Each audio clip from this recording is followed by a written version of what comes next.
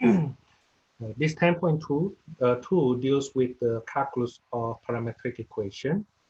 And the most important idea we need to get from here is that the derivative of y respect to x can be expressed as the quotient of the derivative of y respect to t to derivative of x respect to t.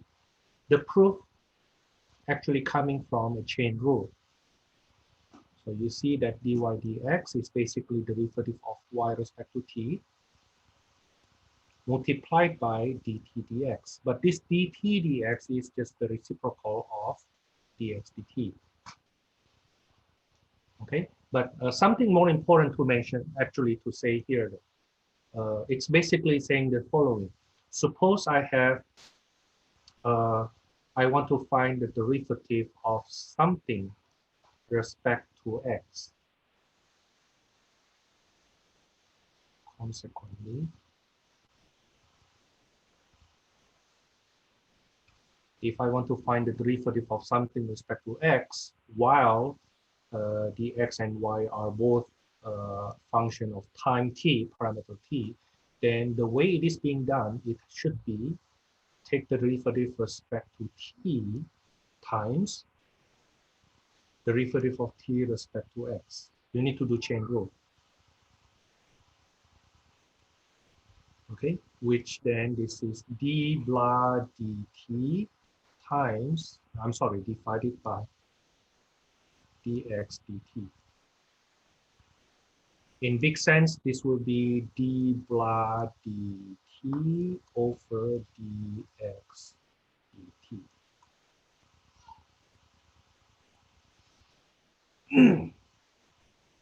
Okay, that's one. Second,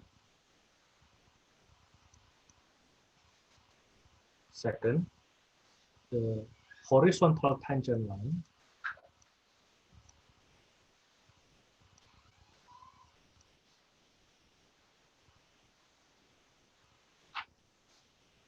happens when dy dx is equals to 0, right?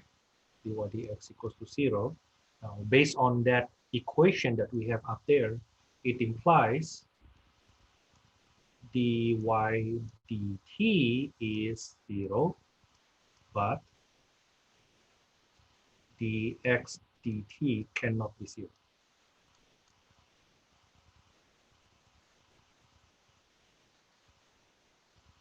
Because otherwise it becomes 0 over 0, right? No, for dy dx to be 0, then the numerator dy dt is 0, but the denominator is not 0. Now, the thing is, I think our textbook didn't mention something quite important, the vertical tangent line. Vertical tangent line. Instead of saying dy dx is undefined, we look at dx dy instead. Dx dy will be 0, where dx dt is 0, but dy dt is not 0.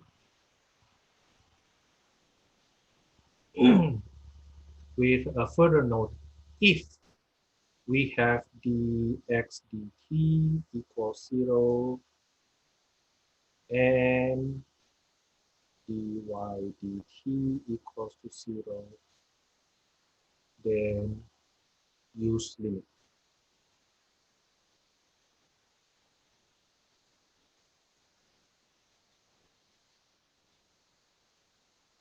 That's basically it for the first part of this section. Let's apply these to curves. Let's apply these to curve. For example, let me pick questions from the book.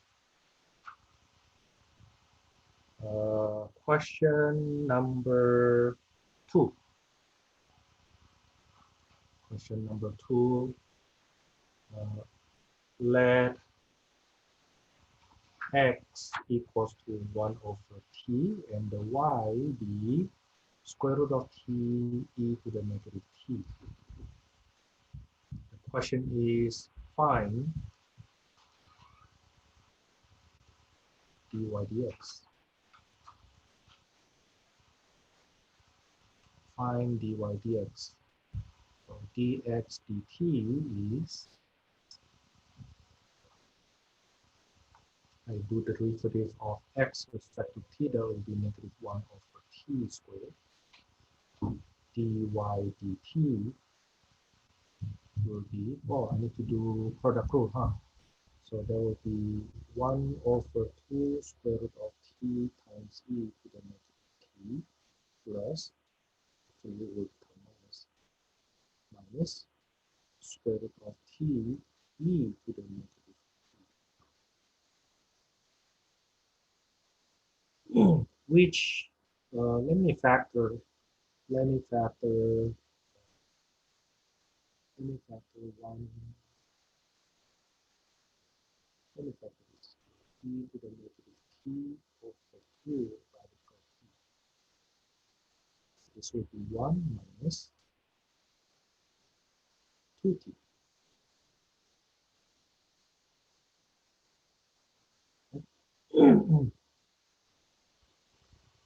So continue from here.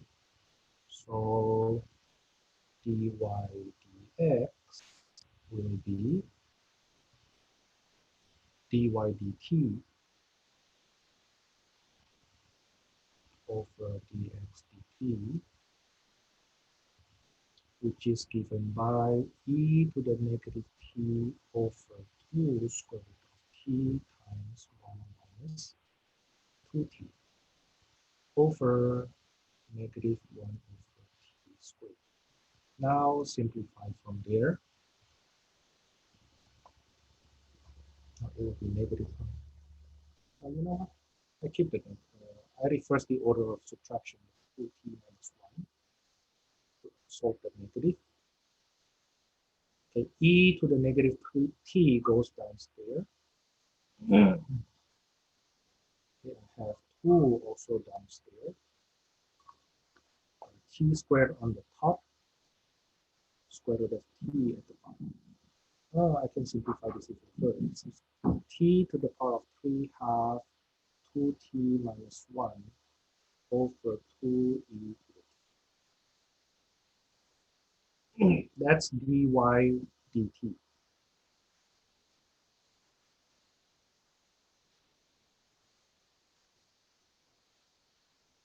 Okay, so suppose I want to know, I could continue from here, follow-up question.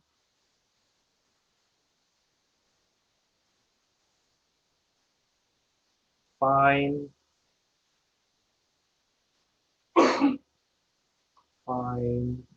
the equation, actually find the t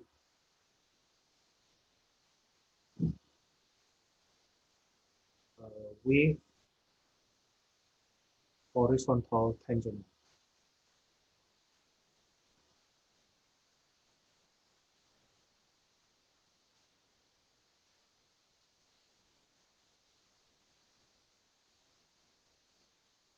Find the t with horizontal tangent line.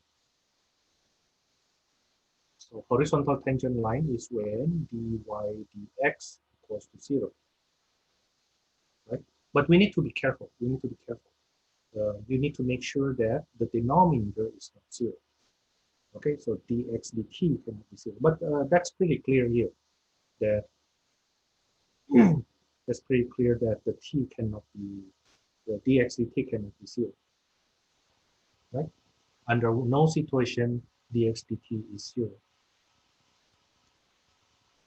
So you will see that this is equal to,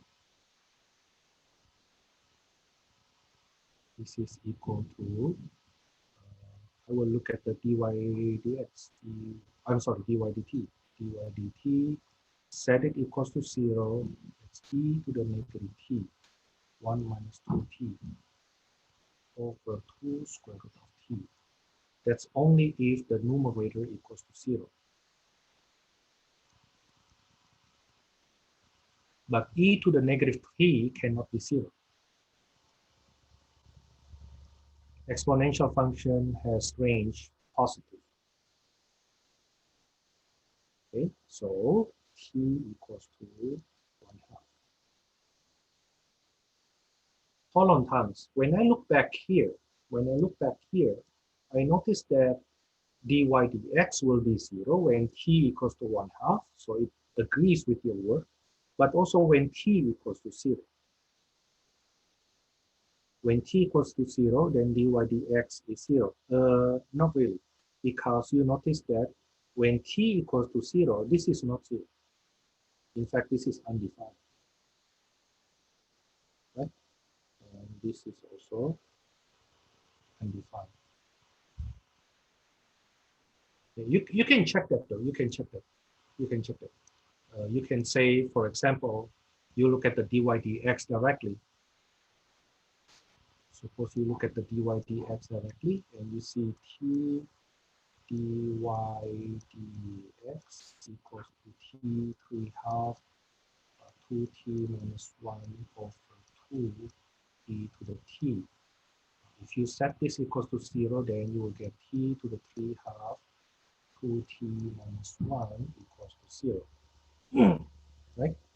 Then you will get t equals to 0 and t equals to 1/2. Seems to be okay, but if you think about this, notice that t is not in the domain of the function. That t cannot be 0. Right? T cannot be 0 to start with. Okay, so if t is not even in the domain, then it won't be the place that it has horizontal tangent.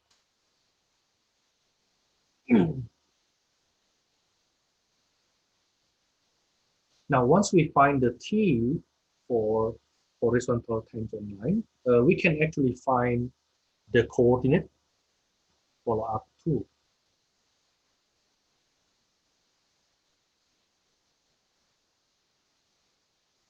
Find the coordinate. Find the coordinate of c of the curve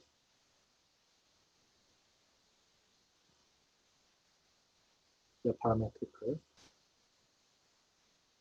whose tangent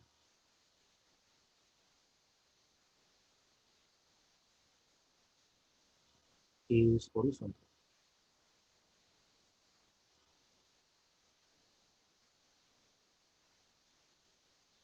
We already have the t. So when t equals to 1/2, then you plug into the functions. Right? x will be, I think it's 1 over t or negative 1 over t. No, it's 1 over t. It's 1 over 1/2 plus 2. No negative. While the y will be square root of 1/2 e to the negative 1/2. I think I would just leave it like that. This is square root of 2 over 2 e to the power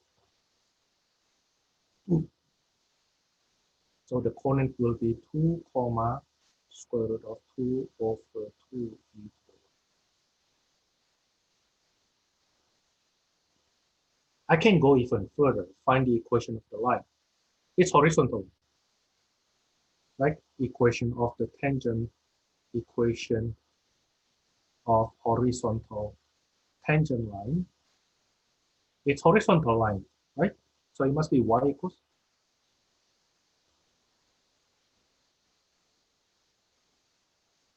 It will be y equals to square root of 2 over 2 e to the power 1.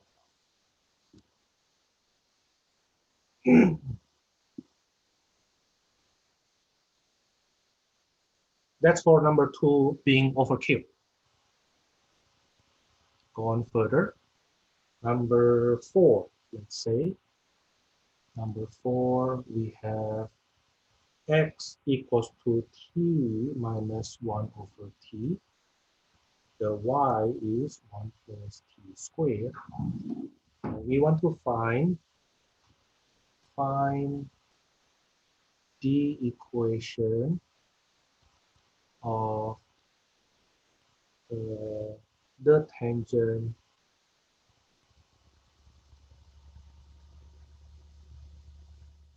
line in this case at t equals to 1.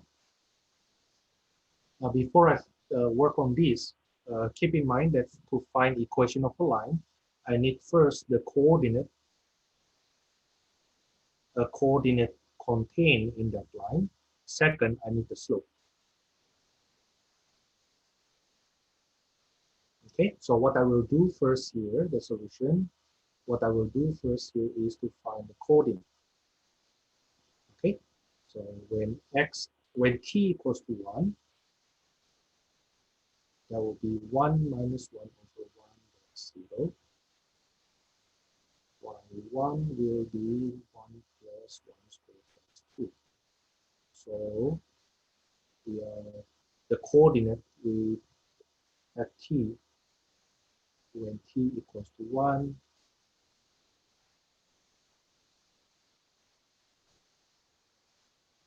the coordinate is 0, 2.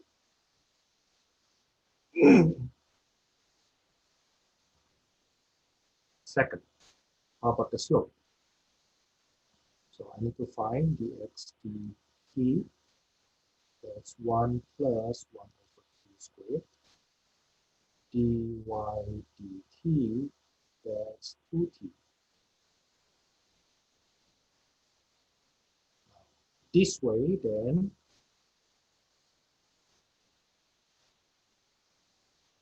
dx dt at t equals to 1 will be 1 plus 1 over 1 squared, that's 2.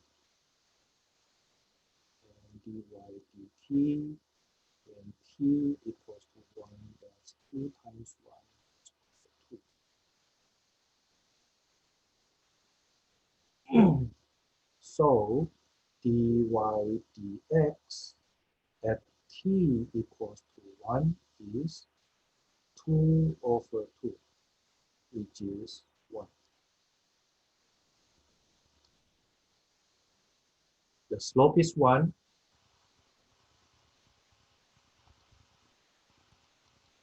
Equation, the slope is 1, y equals to x plus b, and the coordinate is 0, 2. By the way, that's a y-intercept. So 0, 2 will give us y equals to x plus 2.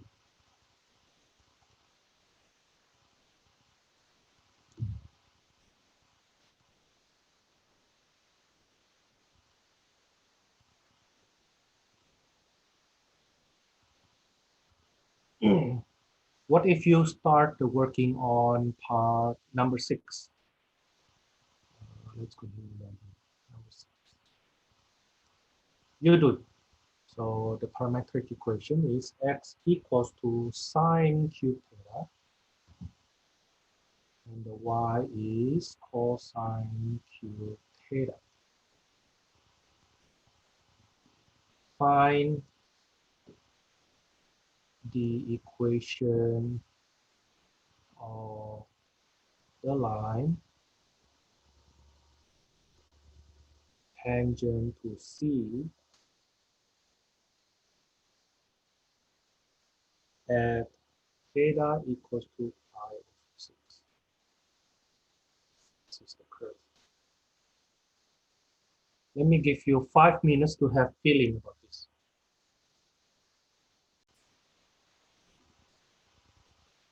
So solution, we do from here. Dx dt is 3 sine squared theta cosine theta. And dy dt is negative 3 cosine squared theta sine theta.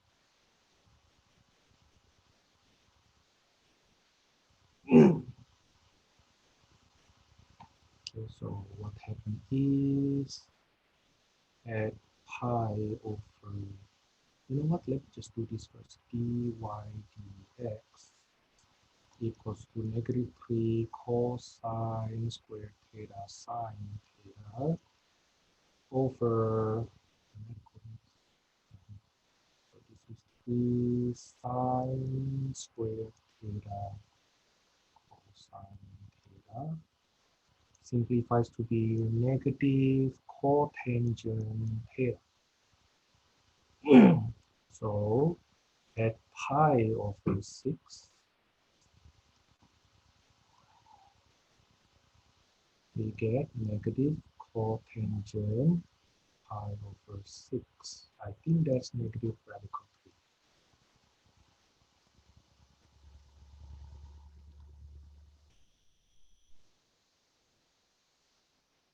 3. Okay. Oh, you know what? I need to get the coordinate. So x at pi over 6 is what? That's 1/2 cube.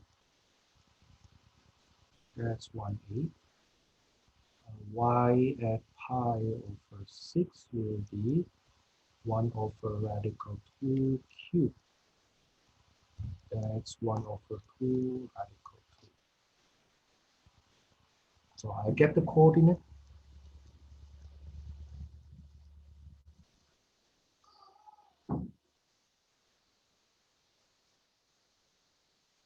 Why is it cotangent?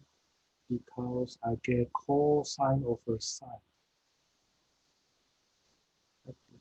One of the sine cancels, so I have one sine at the bottom, and one of the cosine cancels, so that I have one cosine at the top.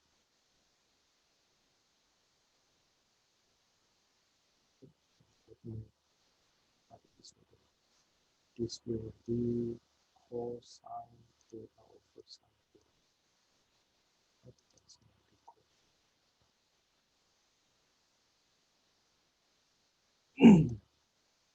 So I get the coordinate. I also have the slope. Then the equation of the tangent line will be y equals to negative radical 3x plus b. Let me plug in the coordinate 1/8, 1 over 2 radical 2.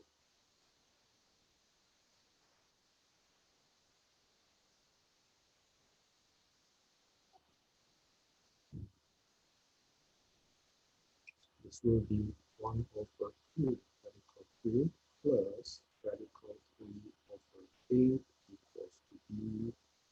I need to multiply by another 2 radical 2, huh? 2 radical 2 over 8 plus radical 3 over 8 equals to 3. That way, then I get y equals to negative radical 3x plus 2 radical 2 plus radical 3 over 8.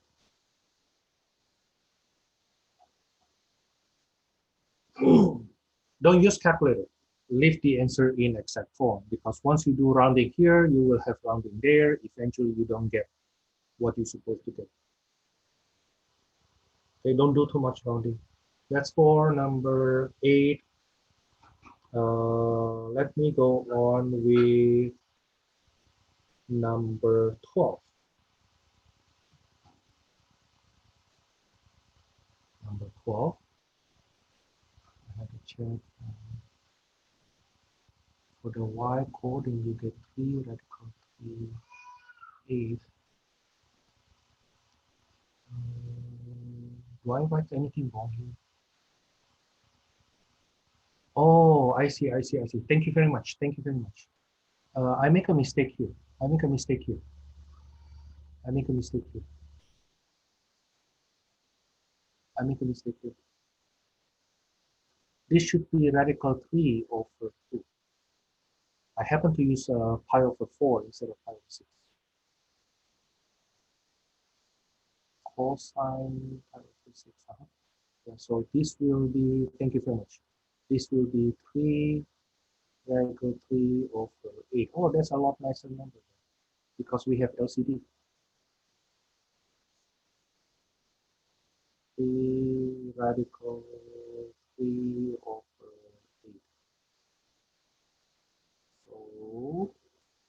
This should be 3 radical 3 over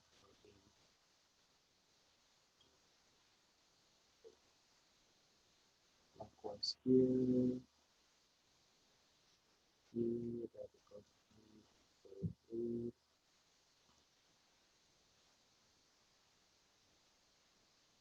3 radical 3 over 8. That's 4 radical 3 over 8.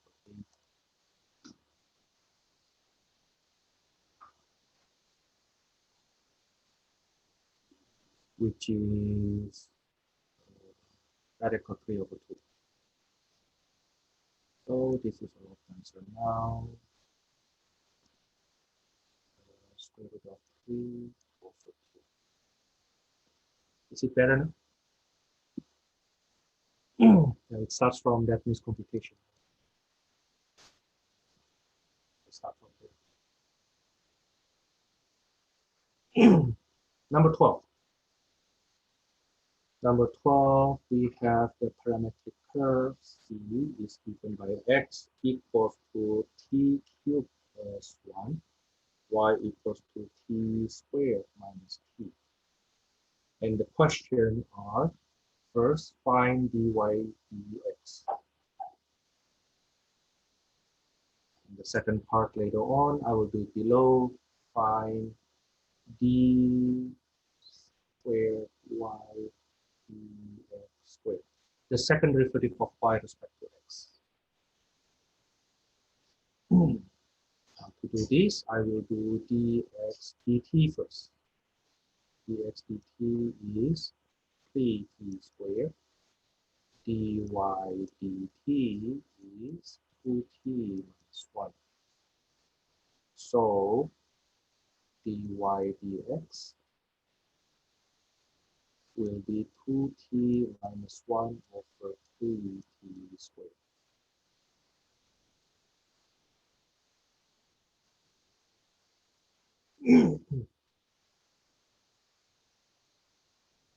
So I'm done with the first derivative. The second derivative is the hard one, at least for now. The second derivative is basically the derivative of the dy dx respect to t. I'm sorry, respect to x.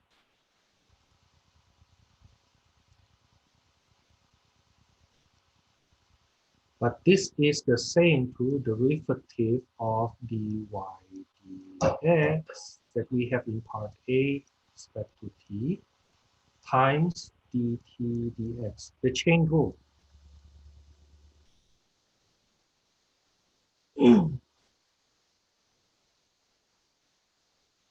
Okay, which is basically the derivative respect to t of the first derivative respect to x over dx dt. So let's do the derivative respect to t first of that dy dx.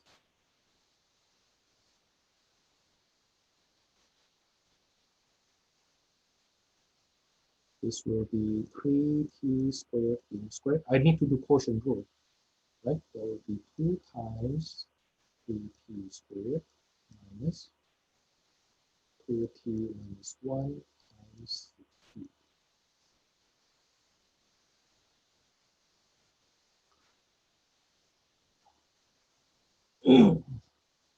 That will be 6t squared minus 12t squared plus 6t over 9t to the 4th. That's negative 6t squared plus 6t over 9t to the 4th. I can cancel one of the t and reduce by 3.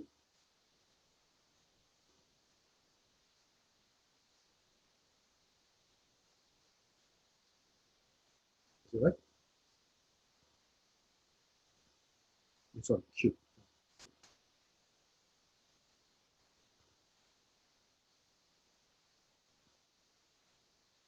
So that's it. But I want to do follow-up question. That's the reason I make it into 2 columns here. I want to do follow-up question. What can we say from part A? For example, what is the horizontal tangent line?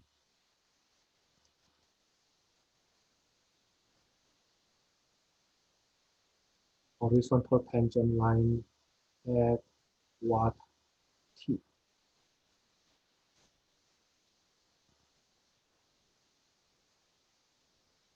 It is horizontal tangent line when dy dt equals to 0, but dx dt is not.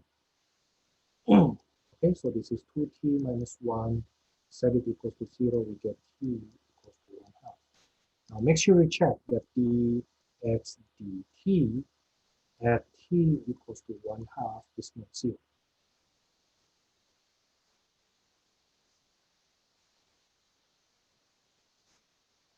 Okay, because if you do have 0 over 0, then you need to approach that using limit. You need to do it by limit condition. Okay, so horizontal tangent line at t equals to 1 half. Once we get the t equals to 1 half,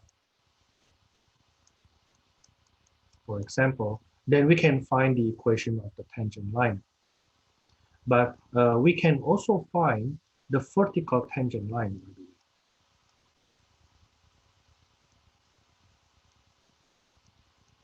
At what t we have vertical tangent line? That's when dx dt equals to 0.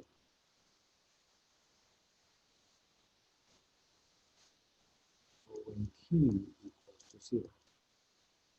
But of course, you need to check that dy dt at t equals to 0 does not give you 0.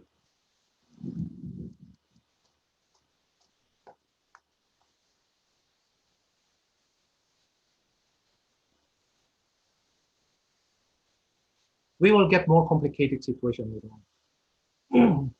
But at least we train ourselves first that horizontal tangent line, it's the dy dt equals to 0, but the denominator dx dt is not. Vertical tangent line is when dx dt equals to 0, but the dy dt is not. Second, using the second derivative, then we can go on with uh, where at which value or which values of t is the curve concave up.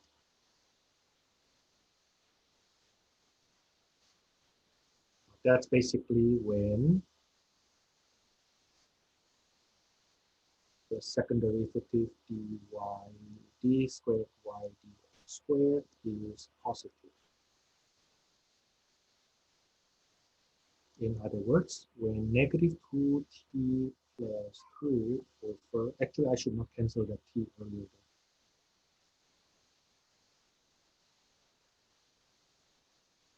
So 3t squared, I don't need to, because it's 0 anyway. This has to be greater or equal to 0. To solve that inequality, step 1, critical numbers. On the numerator, t equals to 1. On the denominator, t equals to 0. Second, sum graph.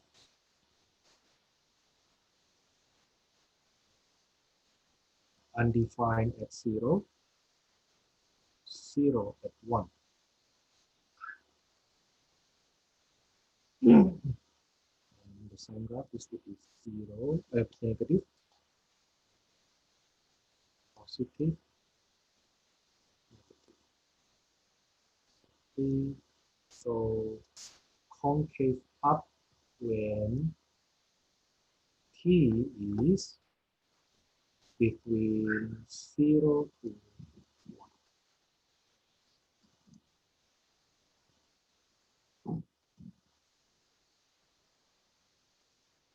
Oh, don't believe me too much. Let's graph this.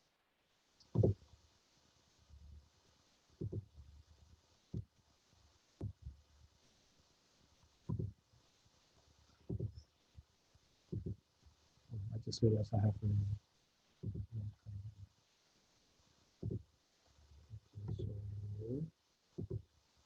2 factor xy equals to what is my x? T cubed plus 1. T cubed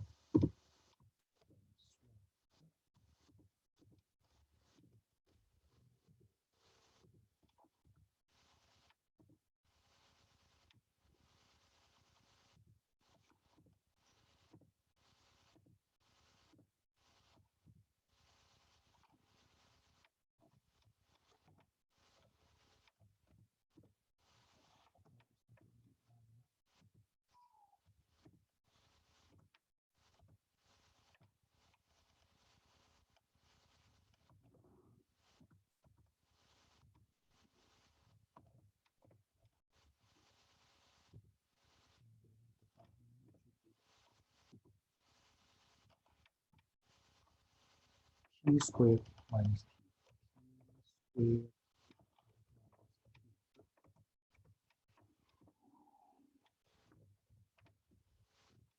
My t should be a lot larger. Let me make it -10 to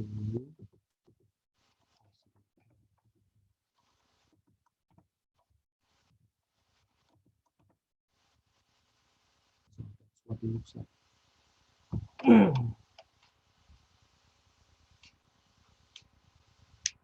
If I zoom this, notice that we have horizontal line here, right?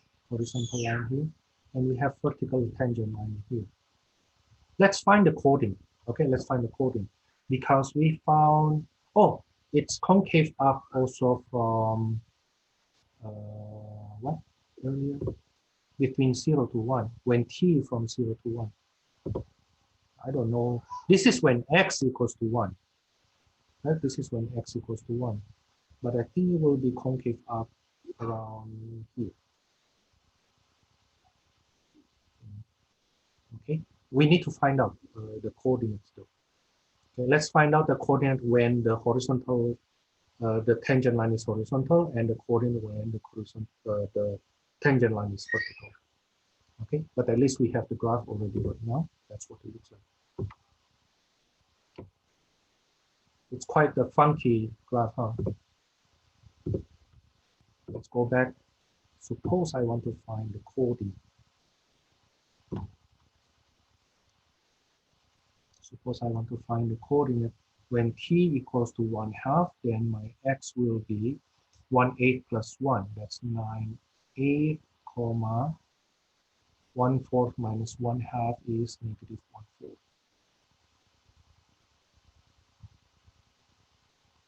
Well, so the horizontal tangent line will be y equals to -1/4. Right? That's the equation of the horizontal tangent line. When t equals to 0, the x is 1, the y is 0. And the vertical tangent line will be given by x equals to 1. Now, it will be concave up when t equals to 0, between t equals to 0 and t equals to 1. When t equals to 0, we get the coordinate 1, 0. When t equals to 1, what's the coordinate? 2, 0.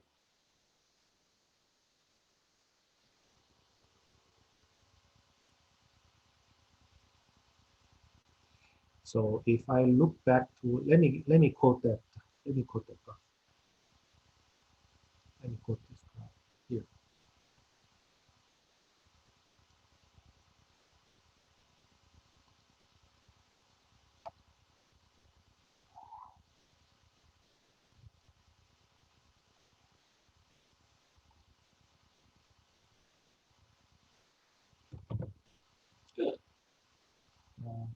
Make it smaller.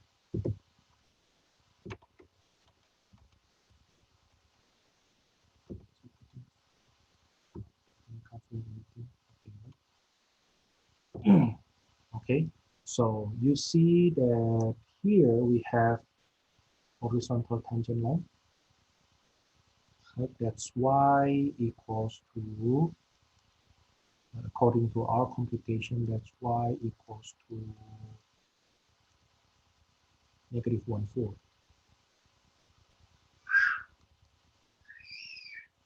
That's y equals to negative 1,4. Let me enlarge this so that we have a better view.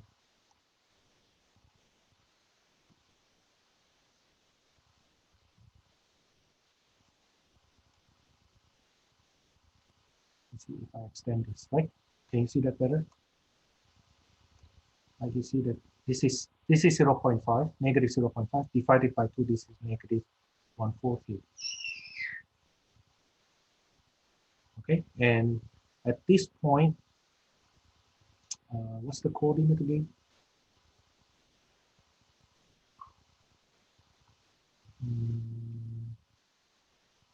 I think the coordinate is 9/8, so 1.125, comma negative 1/4. So this coordinate here, you see, this is 1.125, comma negative 0.25. Okay, and then we have a vertical line at x equals to 1. The coordinate is 1, 0. Right? Okay, and then it is concave up. It is concave up in this part here. Now, earlier, I would like to say that it is concave up also here. Apparently, according to our computation, it's not. It is actually concave down. It looks so straight though. It looks so straight such that we may think it's concave up. Apparently, it's not. Apparently, it's not. Okay, go back. So that's the detail of what we do here.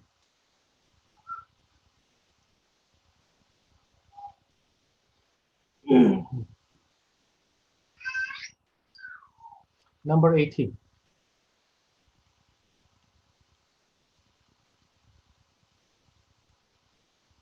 Or should I do number 20? I do number 18 first. I'll let you do number 20. The hard one, you do this. Number 18, we have parametric curve x equals to t cubed minus 3t. And the y is 3 cubed minus 3t squared. And the question is find the points on the curve, find the point, find the coordinates. So you need to find the t first, and then from that t, you find the x comma y. Find the coordinate or the points on the curve C where the tangent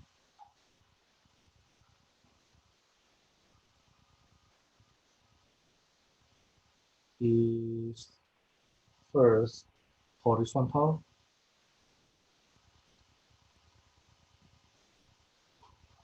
second vertical,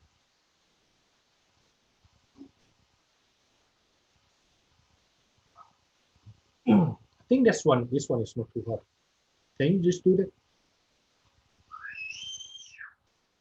So the way you will do it is you need to find dx dt, and you set it to 0 to find the vertical tangent line position, and then dy dt to get the horizontal line position. Okay, so dx dt will be 3t squared minus 2, while dy dt will be 3t squared is 6.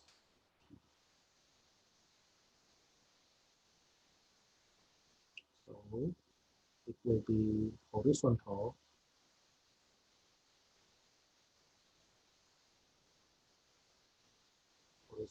tangent when dy dt equals to 0.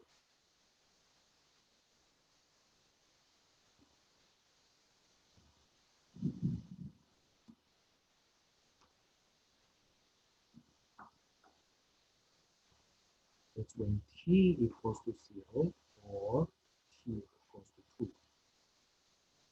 2. Okay. A little check that dx dt at t equals to 0 will be -3, so we are fine.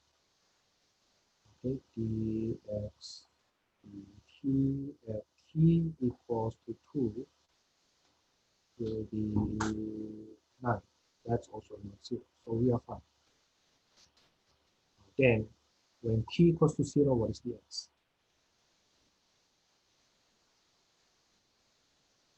0, the y also 0. Right?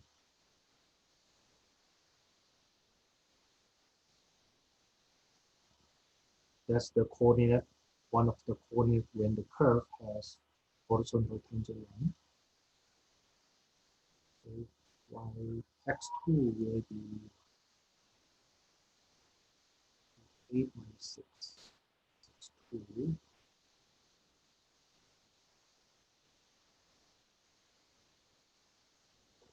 8 minus 12.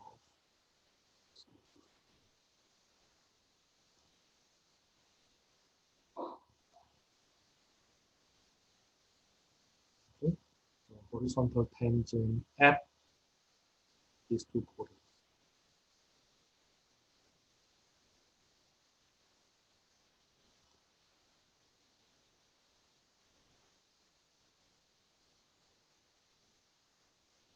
And part B about the vertical tangent.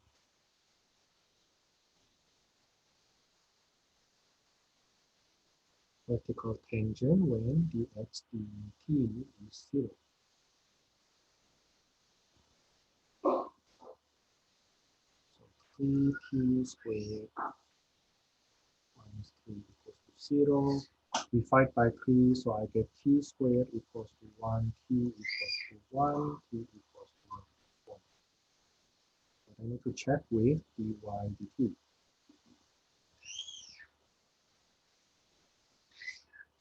When t equals to 1, I get -2, which is not 0, so we're good. When t equals to -1, dy dt will be, I'm sorry, am I checking the wrong number?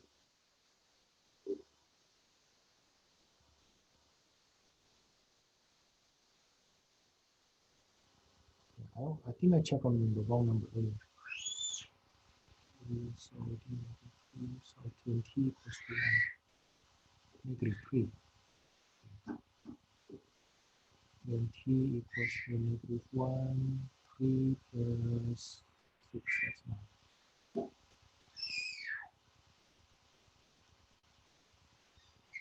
I wonder, am I checking it correctly for this? Yeah, they happen to be the same number, but anyway.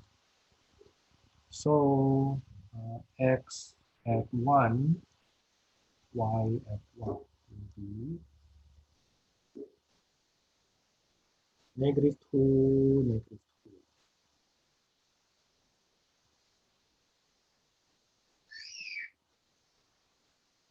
When x is -1, I mean when t is -1, the x will be -1 cubed minus 3 times -1. That's -1 plus 3. That's positive 2.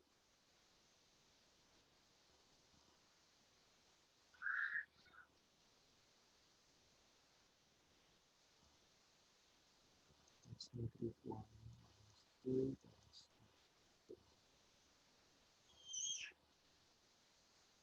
That's so the coordinate is 2,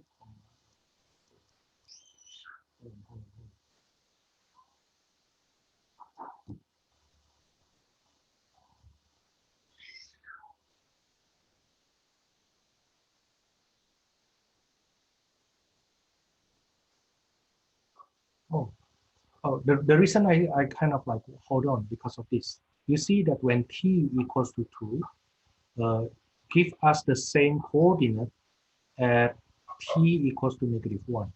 Do you notice that?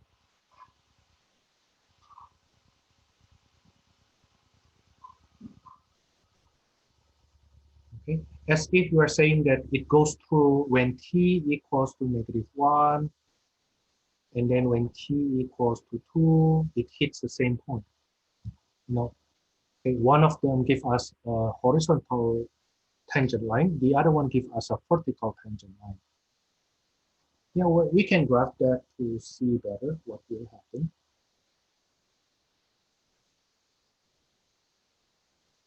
But we finished this question already. Let's graph it.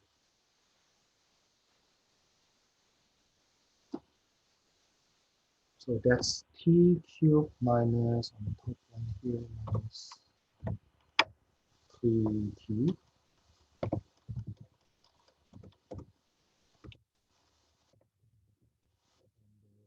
The y will be t cubed minus 3t.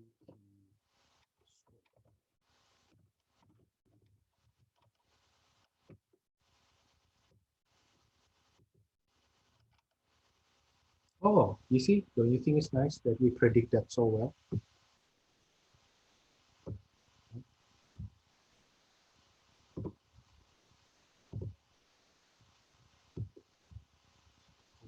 I screenshot this, put it back to our notes so that we can confirm with our computation.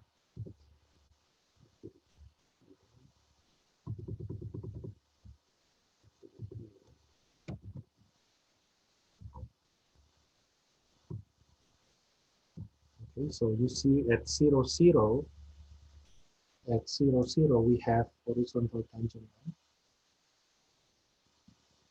Okay, that's when t equals to 0. And we also have horizontal tangent line at 2, -4. Right? This is when t equals to 0. And this is when t equals to 2. Now, the vertical tangent line happens at -2, -2, -2, -2 here, but that's a vertical tangent line. Right? That's when t equals to 1. And when t equals to -1, we have vertical tangent. At the same time, t equals to -1. So this is the point where the path intersects itself, yet at different times.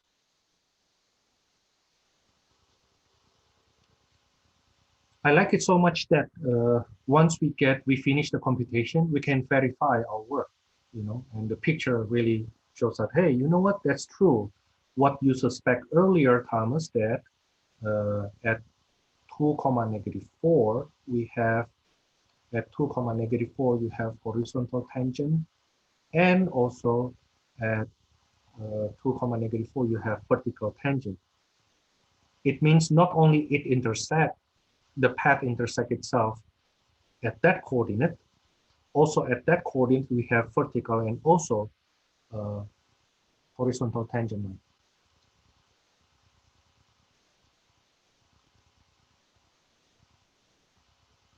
If we want to have fun, let's think about number 20.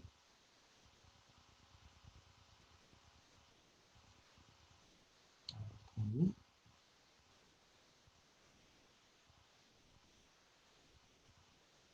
X equals to e to the sine theta, and y equals to e to the cosine theta.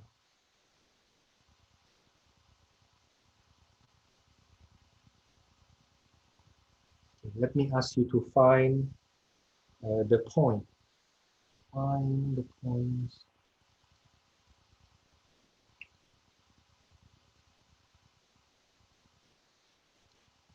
Find the points on C, where the tangent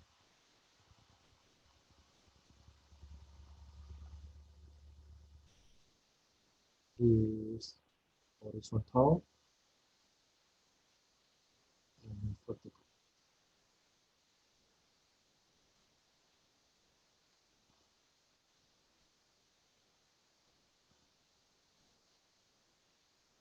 Okay, together with your break, we come back in 20 minutes from now, approximately 20 minutes. We come back at 8:40.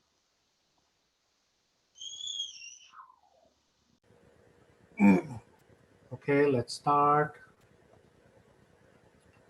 Dx d theta is equal to e to the sine theta times cosine theta. Dy d theta equals to e to the cosine theta times negative sine theta. Okay, so it is horizontal when dy d theta equals to 0. That is negative e cosine theta sine theta. But e to any power cannot be 0. Therefore, the only way it can be 0 is when sine theta equals to 0. Okay, so theta equals to pi k, every multiple of pi, right? Where k is an integer.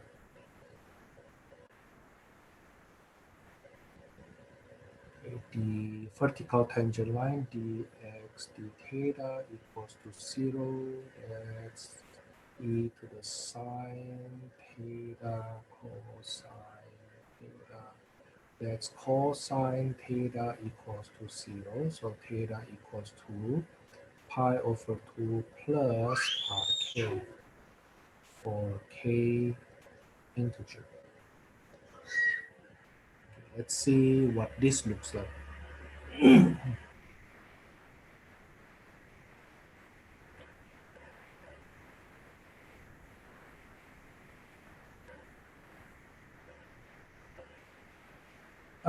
I will use t instead of theta. Okay, I will use t instead of theta. So this will be e to the power of what's that, sine theta for this, sine t. The one here will be e to the cosine. It's basically going around like this. Huh?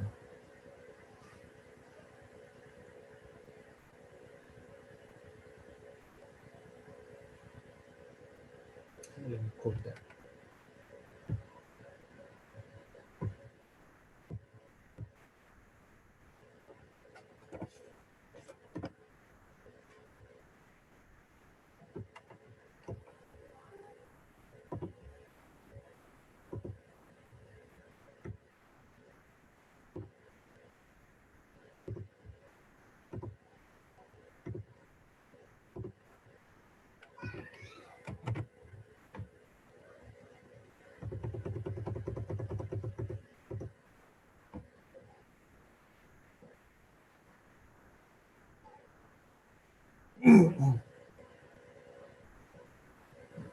So we see that it is horizontal when we have this and when we have this.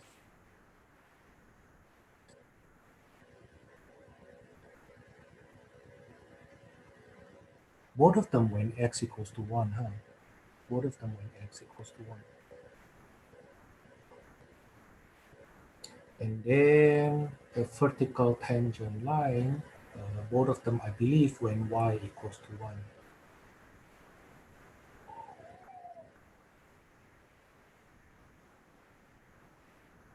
No, one of them is not.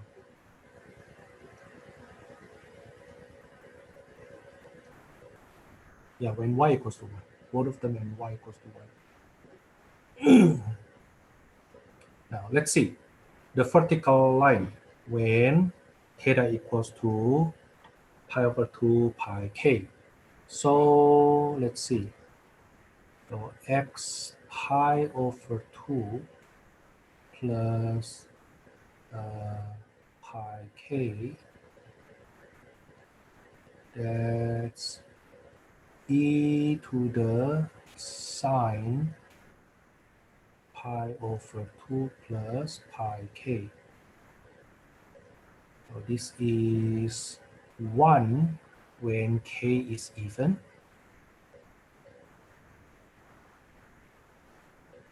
I'm sorry, e to the 1. E to the 1 when k is even. E to the negative 1 when k is odd. Right? While y of pi over 2 pi k, that's e to the cosine something.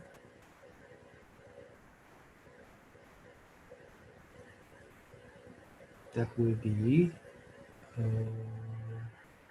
e to the 0, so it's equals to 1, regardless the k.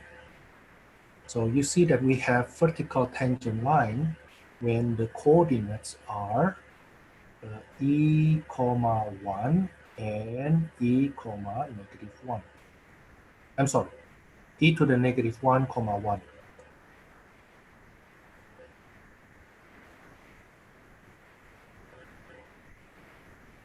So this coordinate here is e comma 1. You can see this is 2.7 something, right? Comma 1, the height is 1. While this guy here is when 1 over e comma 1. Okay, slightly less than 1/2. This is approximately 1/3.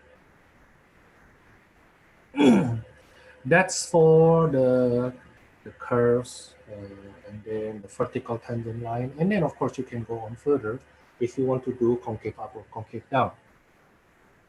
The fun part.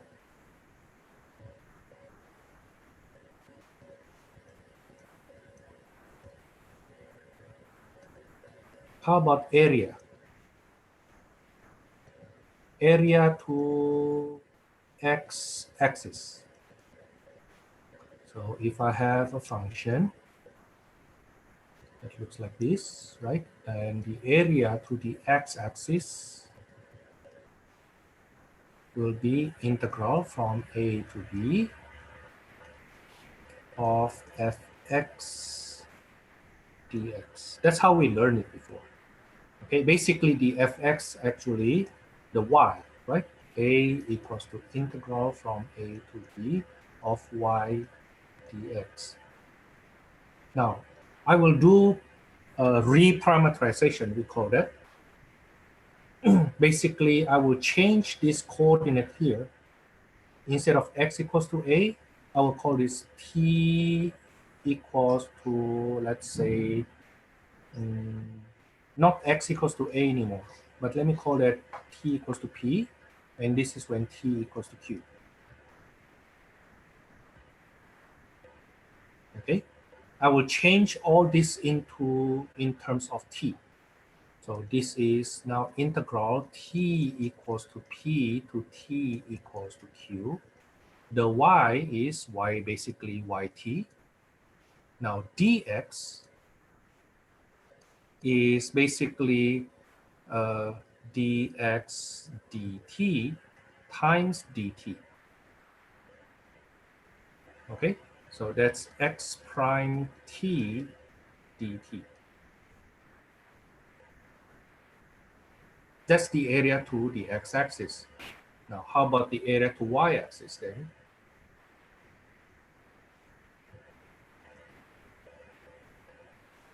Area to y-axis supposed to be, let's say the curve now looks like this. This is from A to B. Okay, so the area to y-axis will be area A to B. That's for the y, x dy. Right? Okay, now then I will change the x becomes as a function of t. The y will be y prime t dt. But because the variable of integration is now t, then I need to change this to t. This is when t equals to p, t equals to q. So basically what I'm doing here is substitution. Basically what I'm doing here is substitution.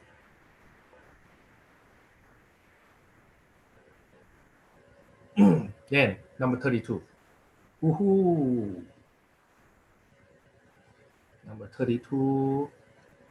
Find the area enclosed by the curve x equals to t squared minus 2t and y equals to square root of t and y-axis. So let's say you have a curve. I don't know what the curve looks like. Okay, but what you want is this area here. What you want is this area here. But while this is the curve. This is the curve.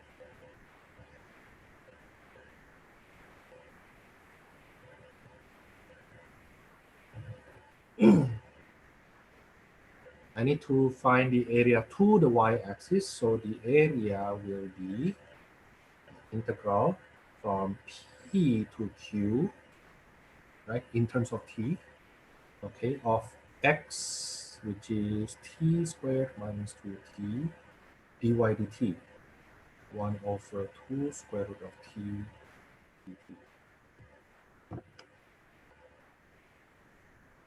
Now I need to find the p and the q.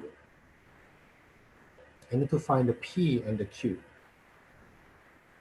Now, the thing is, the intersection with the y-axis is when x equals to 0.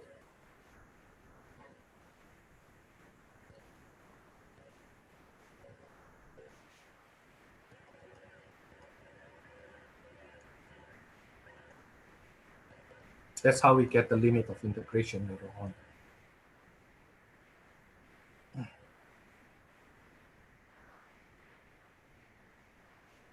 That's 0 to 2.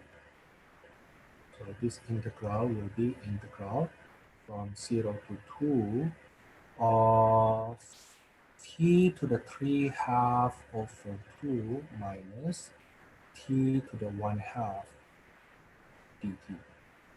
I think you can compute it yourself.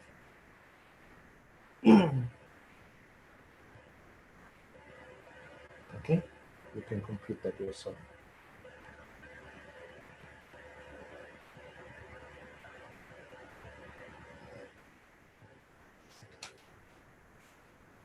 How about arc length? Number 42. Let's do the arc length first. L is integral, supposed to be dx squared dy squared. That's what the formula is supposed to be. Like if I zoom this, I get this is dx, this is dy, and this is ds. Remember that? Okay, ds is square root of dx squared plus dy squared. Now the thing is, I have only one integral. Okay, and the parameterization right now, the variable integration is supposed to be dt. So I do dx dt squared here. This is dy dt squared. And then I have dt outside. Okay, from t equals to a to t equals to b. So number 42. X, you see, I just do substitution all the way right now. So x equals to e to the t plus e to the negative t, and then my y is 5 minus 2t. The t is between 0 to 3. find the exact arc length of the curve. So the arc length is equals to integral from 0 to 3 square root of dx dt squared dy dt squared under square root dt. That's what it looks like.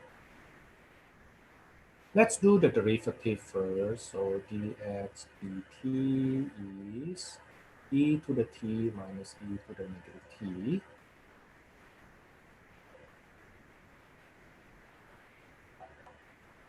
Okay. And then dy dt equals to negative 2. So dx dt squared plus dy dt squared is e to the t minus e to the negative t squared plus negative 2 squared.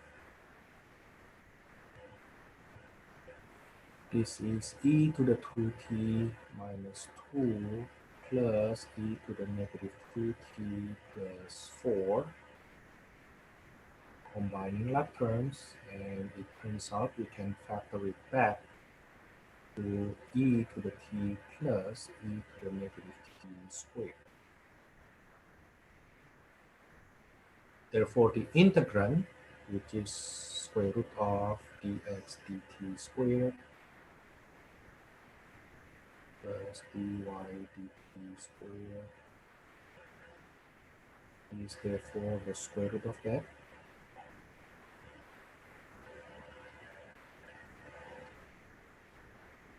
Supposed to be in absolute value though, but the thing is inside this expression, so let me show you, it's supposed to look like this. Okay, but inside the expression, the interior is always positive. So I can take it off for free. Therefore, the arc length now equals to integral from 0 to 3 of e to the t plus e to the negative t dt. You can compute it yourself. I hope you see that it's more about the setup. Okay, it's more about the setup.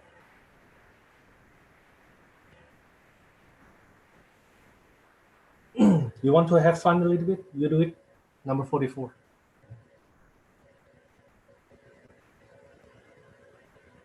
Number 44. X equals to 3 cosine t minus cosine 3t. Y equals to 3 sine t minus sine 3t for t between 0 to pi. 0 to pi.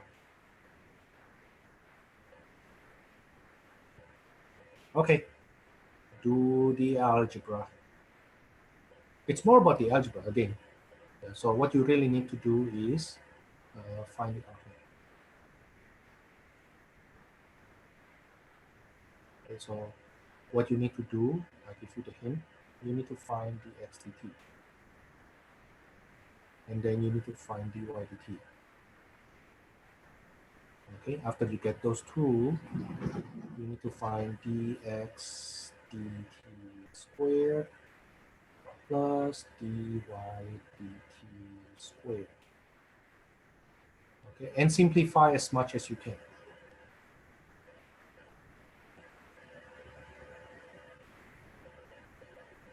Okay, simplify as much as you can, and then after that you will do square root.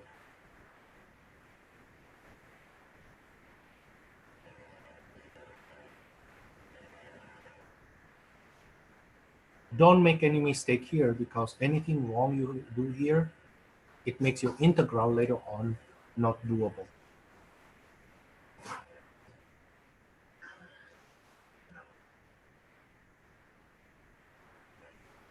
Okay, so 1, 2, 3, 4, 5, 6 minutes from now, 9:05.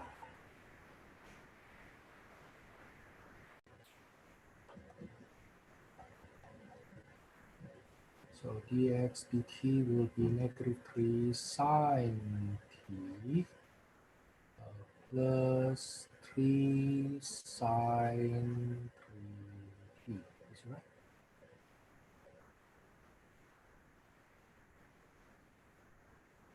And dy dt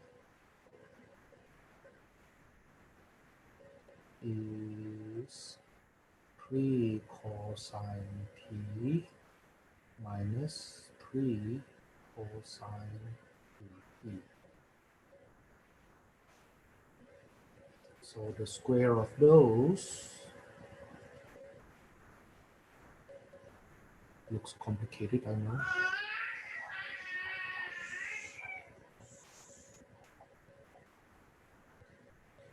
Actually, let me do this thing. So this will be, I can factor the 3. So sine 3t minus sine t. And the bottom one, I factor the 3, I get cosine t minus cosine 3t. So the square of that will be 9 of sine square 3t minus 2 sine t sine 3t plus sine square t. That's for the dx dt square plus 9 times cosine square t. I rearranged them, by the way. And cosine square 3t minus 2 cosine t cosine 3t. So that will be, you see that this guy here will give me 9.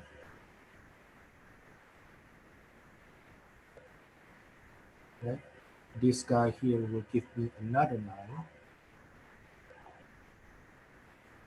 Right? Let me write it down just in case.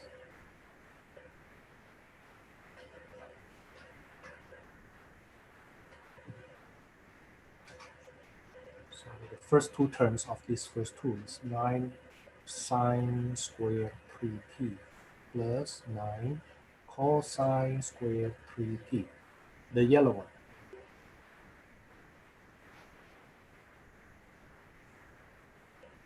Okay, minus 18 sine t sine 3t minus 18 cosine 3t t cosine 3t plus 9 sine squared t plus 9 cosine squared t.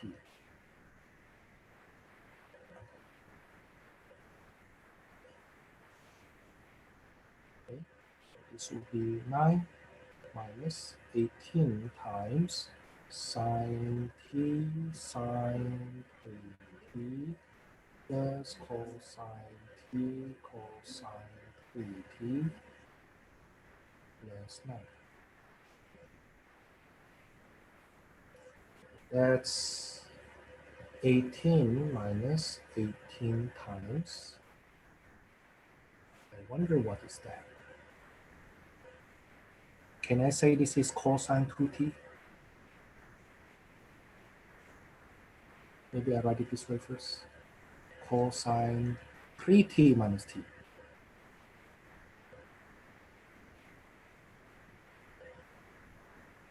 Right? Okay, so that's 18 minus 18 times cosine t. But 18, this is 18 times 1 minus cosine 2t. Ah, it seems to be something.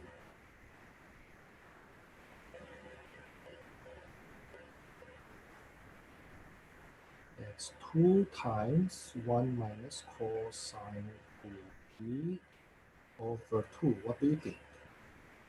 Do you recognize what is this?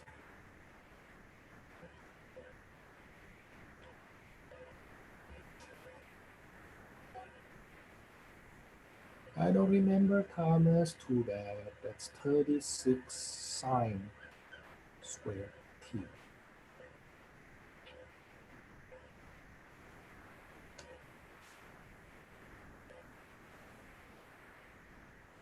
Okay, such that later on when I do the square root of dx dt squared plus dy dt squared, and that's basically a square root of that. That's 6 absolute sine t. Okay, so the arc length that we are dealing with will be integral from 0 to pi of 6 absolute sine t. But quadrant 1 and quadrant 2, sine is positive. I can take it off easily. Well, in fact, I know the answer of that integral is 2.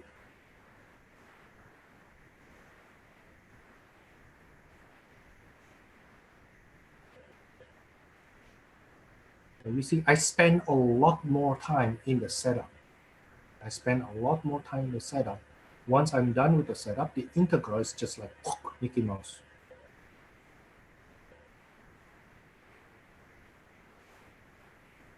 Okay, so be very patient with your setup. Most people make mistakes, not in the integration, but in the setup. Okay, and most of the time I know that, to be honest with you, you may get stuck here. The most you do is actually you combine the nines, but then you forget that this is actually give us a special formula. That's difference of cosine difference. Do I have to memorize that, Thomas? Yes, that's your trigonometry class. Okay, that's your trigonometry class. That's for number 44. Let me jump ahead to number 62.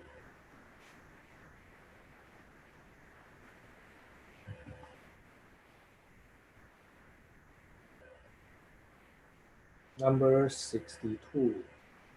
Find the area, find the exact surface area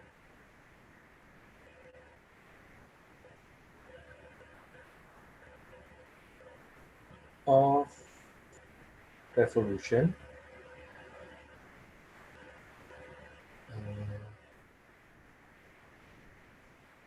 obtained by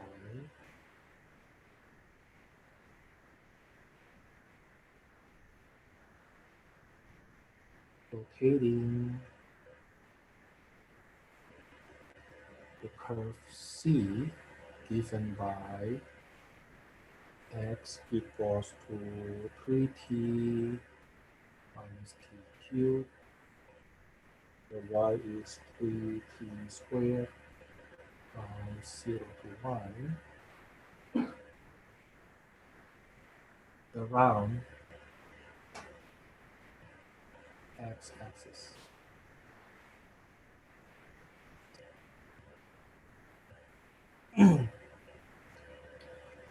So in your test 2, you need to memorize this formula already, right? I hope at this point you already memorized that formula. Okay. If you have a curve, okay, and you want to rotate this ds with respect to x-axis, then the y will be your radius. Remember that? Y equals to the radius. Okay, so the surface area equals to integral from x equals to starting point, endpoints, 2 pi y ds. I wonder if you remember that. But I need to change the y, substitute the y by this. I need to substitute the ds by that square root of, this will be square root of dx dt squared plus dy dt squared dt. Okay, this guy will be 3t squared. Okay, now because the variable of integration later on in t, this will be t equals to 0, this will be t equals to 1. Okay, you see, I basically do substitution all over again. Okay, but the hardest part is to find this fugly part.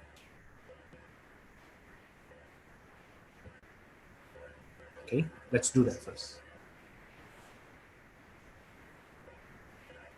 Dx dt equals to 3 minus 3t squared. Dy dt is 6t. So dx dt squared plus dy dt squared is equal to 9 times 1 minus t squared plus 36t squared. Yeah, I factored 3 out here.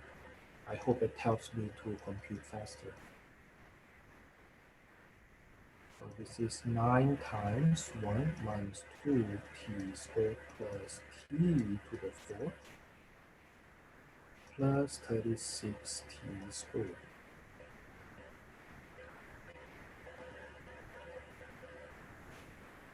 So that will be 9 minus 18t squared plus 9t to the 4th plus 36t squared.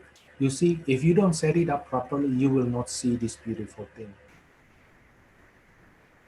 at which I can factor the 9 back out.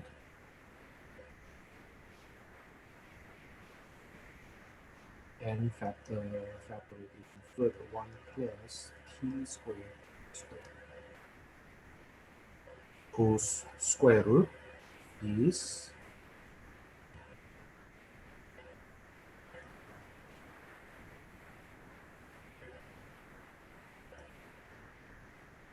equals to square root of this guy. There should be 3 times, supposed to be 3 times absolute of 1 plus t squared. Okay, but 1 plus t squared is always positive anyway. So I will just go on 3 times 1 plus t squared without absolute value anymore. It's always positive. Then the surface area therefore equals to integral from t equals to 0 to t equals to 1. So is that the question? From t equals to 0 to t equals to 1.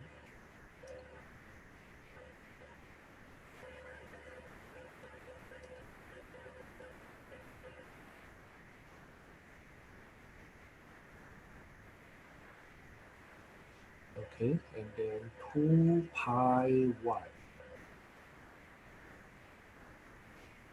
times 3 1 plus t squared dt. Okay, so this is my 2 pi, this is my y, this is my ds. Now, of course, I do expect you know how to integrate from there. If you don't know, please drop the class.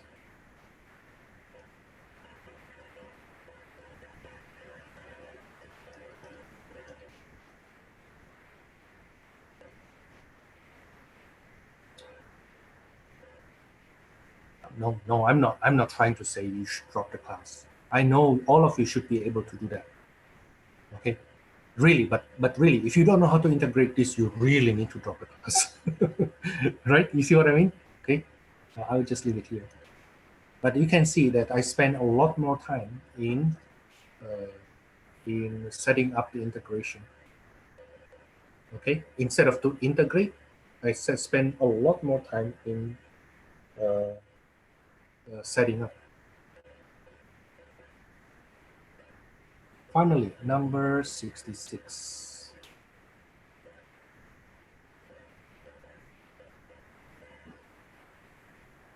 Number 66, we will revolve surface area of revolution with respect to the y. For number 66, the curve is given by x equals to e to the t minus t, the y equals to 4 e to the t of 2. The t is between 0 to 1.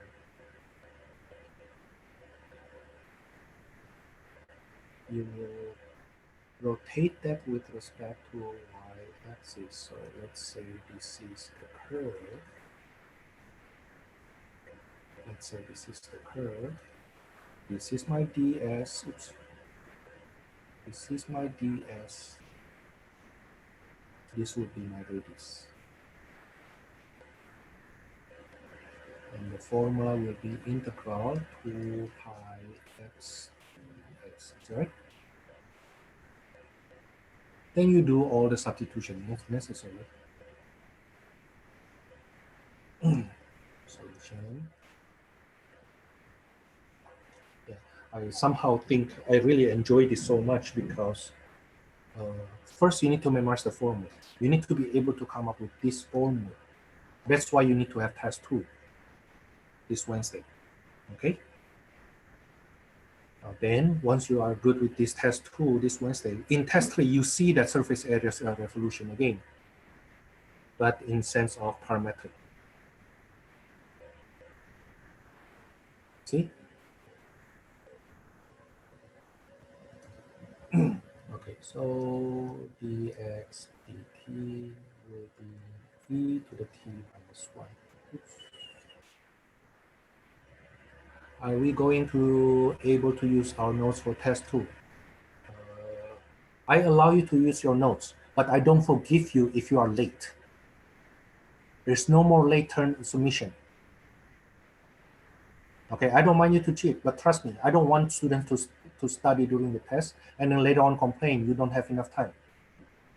Okay, you're supposed to study before the test so that you don't need to study during the test. Now, cheat sheet is there to help you to kind of like remind you of the formula or some details. Okay, but it's not supposed to be the time you study. Okay, you know that in the first test, some people actually ask me, Thomas, can I have extra time? Yeah, not only your class, every classes. And those are people who don't study. They think they can study during the test. They look down on my big name, Thomas Arjuna.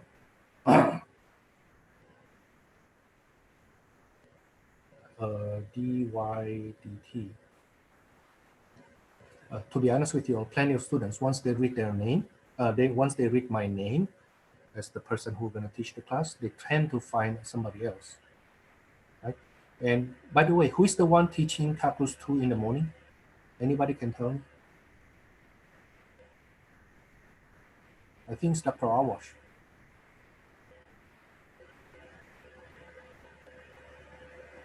Right? I think it's Dr. Awash. And the reason some students actually end up here is because you have no choice, right? Either you choose Dr. Awash or Dr. Hajuno. Right? Either way is hard. You know? Okay, but when it comes to calculus 3, the one usually teaching calculus 3 in the morning is one of my best friends actually, is Aishan in the morning. and the evening is me.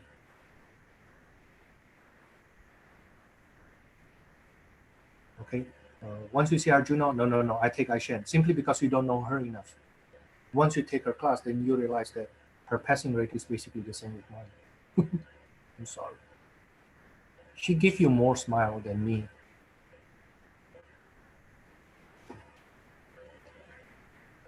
Will I teach?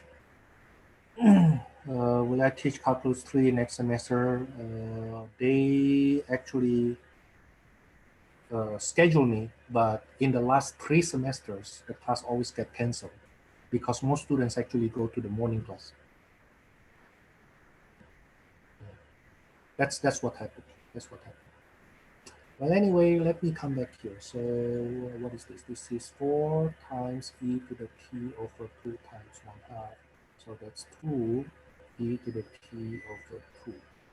So dx dt squared plus dy dt squared is e to the t minus 1 squared plus 4 e to the t.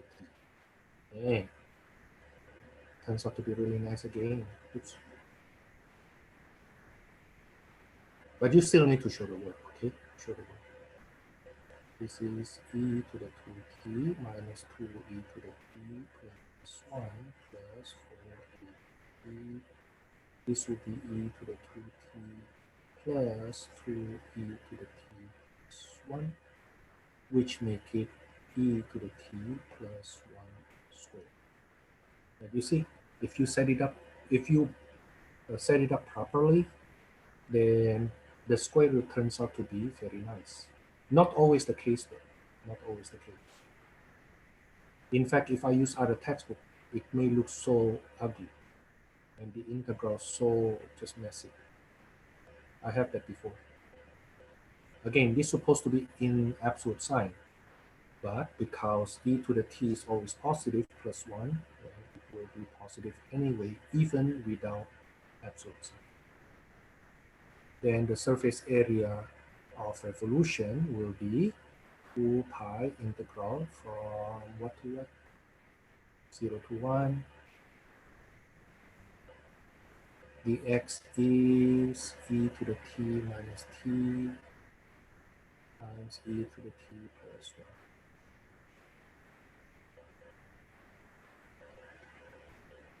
1.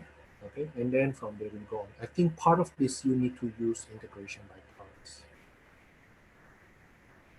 E to the t minus t e to the t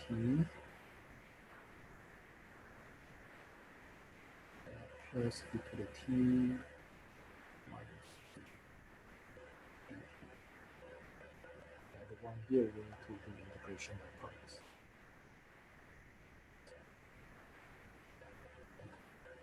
Okay. That's for this.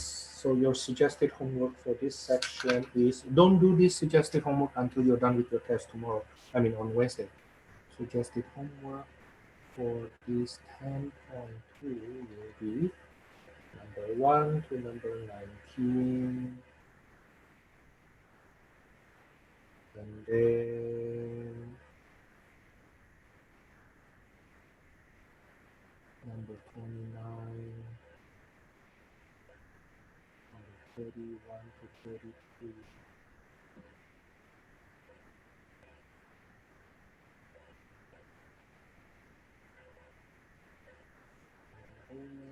Number 30, 41, 43,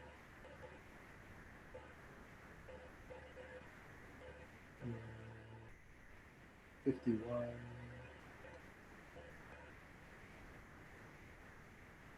61, 60, 65. I think that's good enough for this 10.2.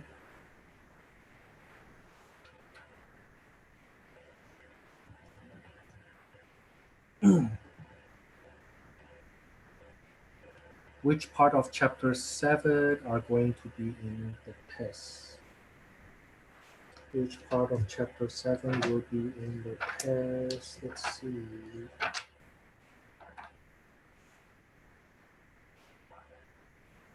believe we start from partial fraction of decomposition. So there will be 7.4. Let me answer in the chat. 7.4, 7.5.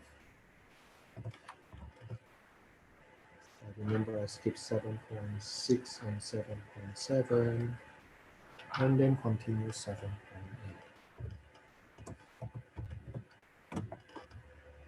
That's for chapter 7.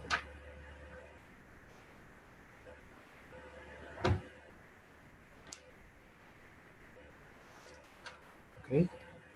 In the next approximately 15 minutes, let's do some introduction to 10.3.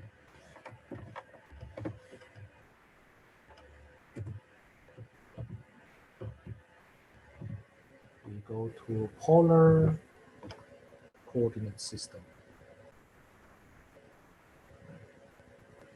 So 10.3 polar coordinates.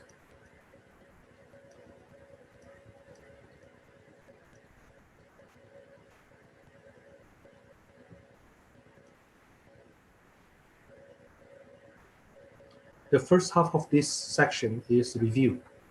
Basically, we are going to look at it this way. The way we did our coordinate system earlier was x and y axis. Okay, and the coordinate on x comma y was express how many units you go to the right and how many units you go up. Now, polar coordinate system will be doing it in using two other variables.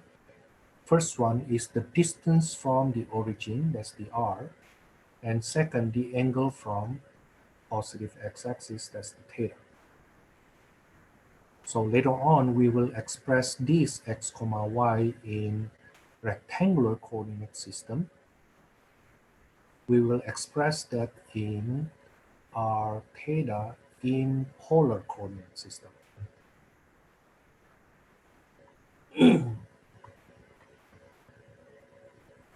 What we will do first is to learn the conversion from polar to rectangular, from rectangular to polar.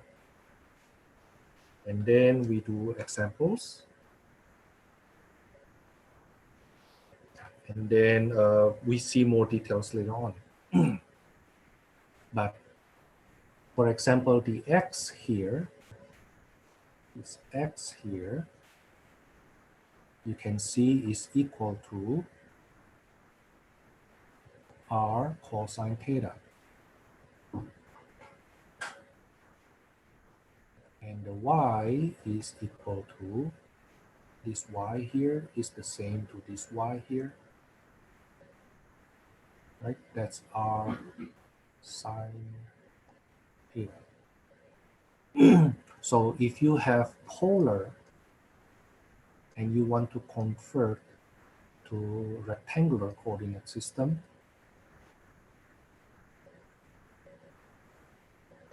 that's the formula you use.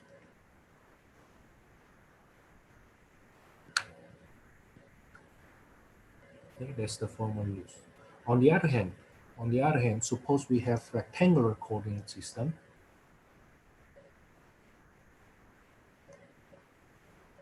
And we want to find the polar.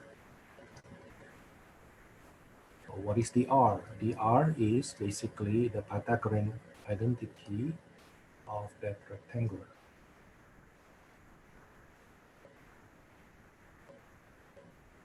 Okay, while the theta is not equals to, but has something to do with tangent inverse of y over x. The warning, watch out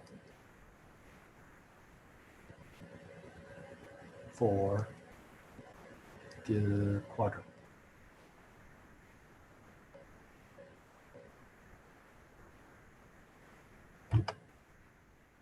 Okay, because tangent theta equals to y over x, right? Now the thing is this. The thing is, what happens if you have quadrant 3, where x and y are both negatives? You know, when x and y are both negative, the ratio will be positive. When you do tangent inverse, it will give you quadrant 1 instead of quadrant 3. Okay, that's where you need to be careful. Okay, problems. Number 4. Part A. You have negative square root of 2, comma, 5 pi over 4. That's in polar. We want to find what is the rectangular coordinate system. The rectangular coordinate.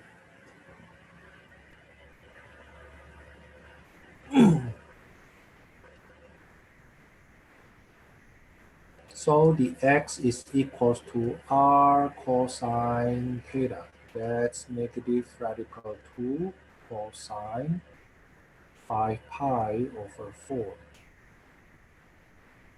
That's negative radical 2 times cosine in quadrant 3 is negative. That's negative radical 2 over 2. Oh, that's equals to positive 1.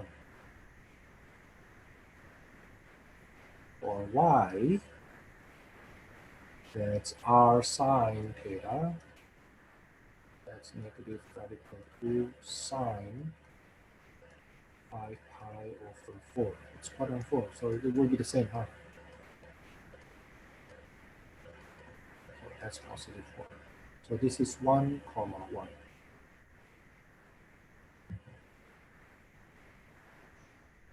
How do we visualize that, Thomas? How do we visualize that? Let's take a look on the polar. So this is the pole, okay? And I will turn 5 pi over 4. I will turn 5 pi over 4. It's going this way. Okay, so when my angle is 5 pi over 4, I go to that direction. Now the thing is, I'm supposed to go in that direction in the distance of r, but my r goes backward. My r goes backward. Instead of going this way for positive r, because my r is negative, so I go backward instead.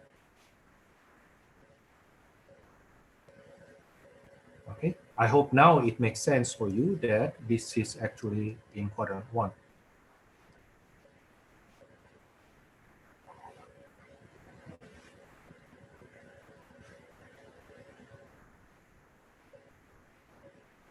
Okay, because even though the angle is in quadrant 3, the radius that you are dealing with is negative, so you shoot backward. Okay, we shoot backward instead.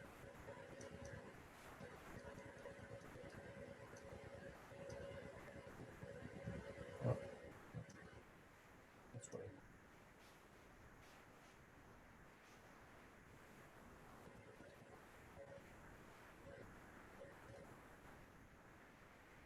That's for part A. Part B. Oops, I have to check. I didn't see. You can write one coordinate in polar using different ways. So for example, you're right. So for example, this same coordinate here can also be expressed as the one we have earlier was negative radical 2 5 pi over 4. Right? This is exactly the same coordinate to radical 2 pi over 4. You see, because the distance from origin to that point is radical 2, and the angle is pi over 4.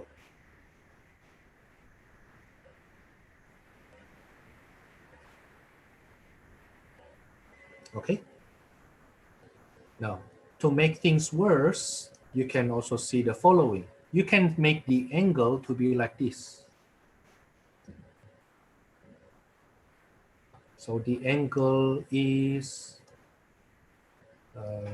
negative 7 pi over 4. That gives you the yellow angle. And the radius is radical 2. That's so F up, huh? So this one guy can be represented with multiple coordinate in polar. Negative radical 2 and then negative 3 pi 4. So instead of doing it this way,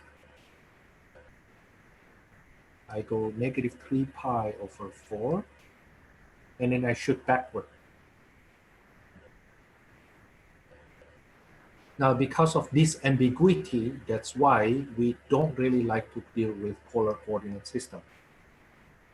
Okay, but polar coordinate system is there to help us simplifying some integration, as you will see later on, that is difficult to do when we try to attack that from a rectangular coordinate system.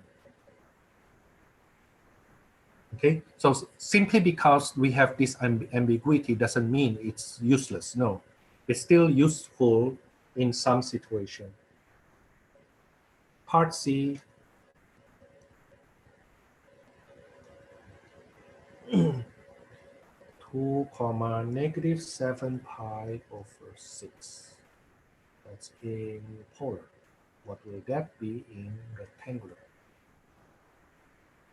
So the x component will be 2 times cosine negative 7 pi over 6. Cosine is an even function, so this is 2 cosine 7 pi over 6. That's in quadrant 3. That's in quadrant 3. The reference angle is pi over 6. Quadrant 3 cosine is negative.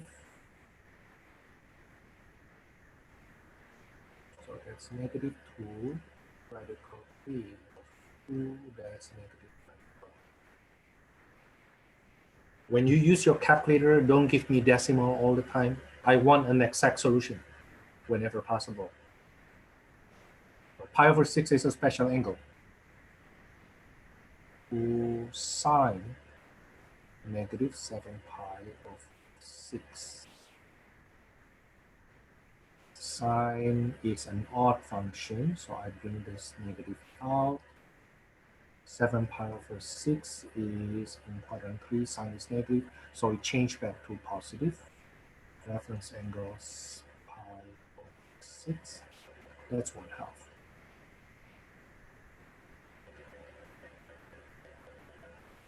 So the coordinate will be negative radical 3 comma 1.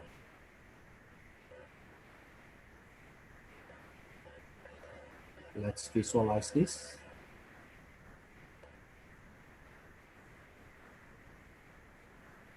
If this is my pole, if this is my pole, then angle negative 7 pi over 6 will be counterclockwise, right? And then the direction will be here. This is negative 7 pi over 6. So you see that this guy here will be, the angle here must be pi over 6. Right? Now you go 2 units in that direction. Let's say this is the 2 units. Then what will that be if we see it from the xy component point of view? Now the x will be negative, the y will be positive, right? As we can confirm. By the way, can you rewrite this polar coordinate using both positive.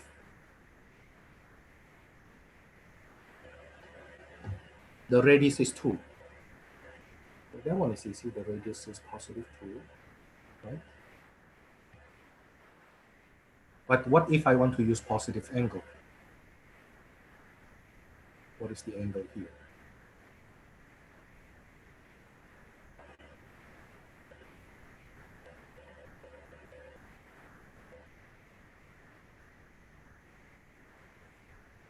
Five pi over 6, right?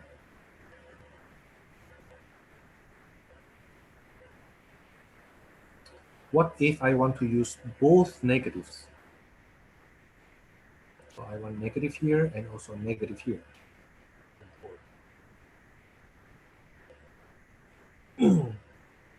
One way is I get this direction here with negative angle and I shoot backward 2 units.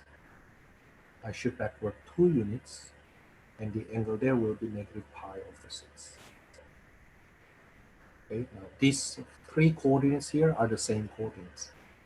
It gives you the same coordinates. Or if I want my angle to be positive but the radius is negative, that would be negative 2,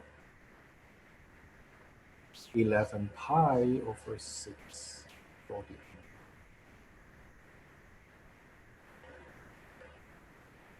Right? This is 5 pi over 6. This is 5 pi over 6 plus pi. Right? You get 11 pi over 6.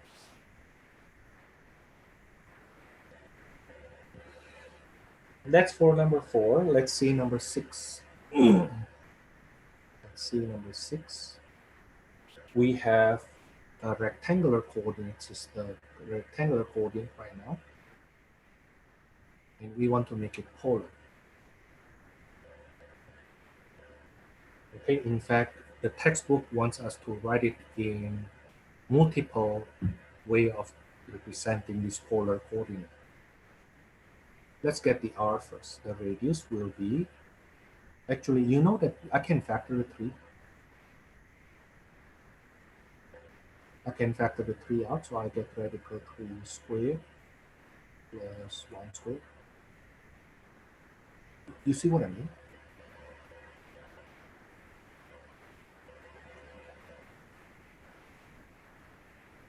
So basically, if you have a x, a y, right? Okay, and I want to find the radius. You have common factor a. So the radius will be square root of a squared x squared plus a squared y squared. Notice that I can factor the a squared inside the square root. And then it becomes a square root of x squared plus y squared. In other words, if you have common factor a, right, you just need to deal with the coordinates xy that is not in the common factor. Okay, that's something nice to know. This is something nice to know, and in fact, that's quite useful once you go to calculus 3. There are problems in calculus 3 that if you don't know this little secret here, which is not really secret, if you do your algebra right, you will see the pattern.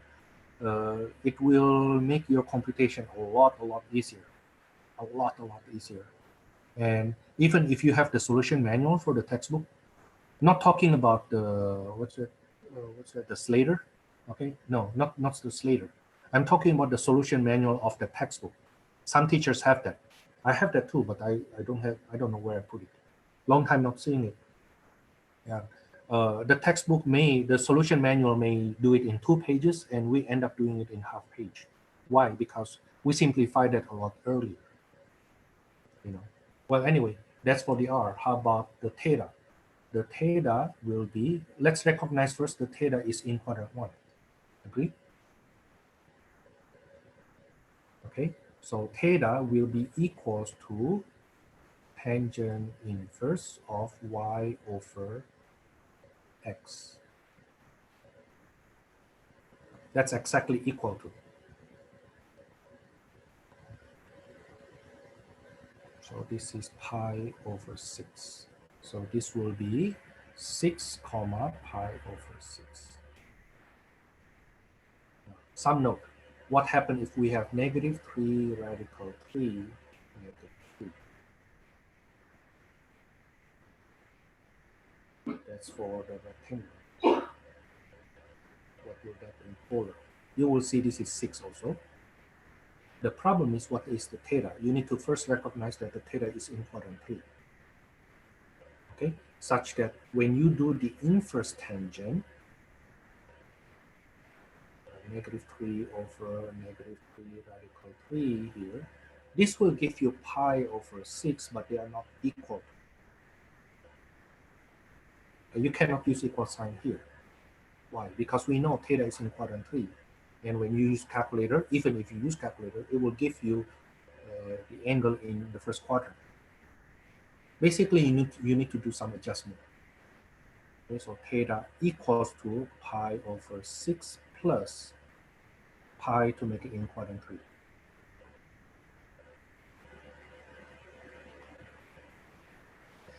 Okay, let me stop here. So just did homework from this 10.3a. I know that's very little, but I still need you to do it.